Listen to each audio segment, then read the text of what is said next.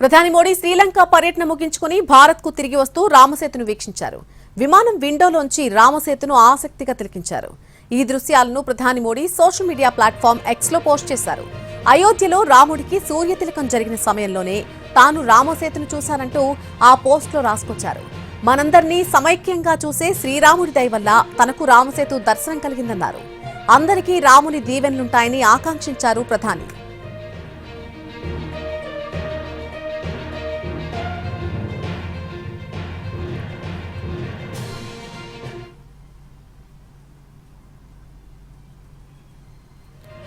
రామసేతు ఈనాటిది కాదు. రామసేతుపై దశాబ్దాలుగా ఎన్నో వాదనలున్నాయి. భారత్ శ్రీలంకల మధ్య సముద్రాన్ని కలిపి ఈ వంతెన కాల్పనికం కాదని, నిజమేనని నాసా, ఇస్రో నిర్ధారించాయి. ఇస్రో శాస్త్రవేత్తలు అమెరికాకు చెందిన ఉపగ్రహం SAT-2 డేటాను వినియోగించి తమిళనాడు, శ్రీలంక మధ్య ఉన్నటువంటి ఈ వంతెనకు సంబంధించిన మ్యాప్ను గతంలోనే విడుదల చేశారు. రామసేతు పొడవు 29 కిలోమీటర్ల మేర ఉంటుంది. దీని ఎత్తు సముద్ర గర్భం నుంచి 8 మీటర్లు ఉన్నట్టుగా నిర్ధారించారు. ఈ వంతెన తమిళనాడులోని రామేశ్వరం ద్వీపం ఆగ్నేయ దిక్కులోని ధనుష్కోడి నుంచి శ్రీలంక మన్నారు ద్వీపంలోని తలైమన్నార్ వాయువ్య దిశ వరకు కూడా విస్తరించి ఉంటుంది.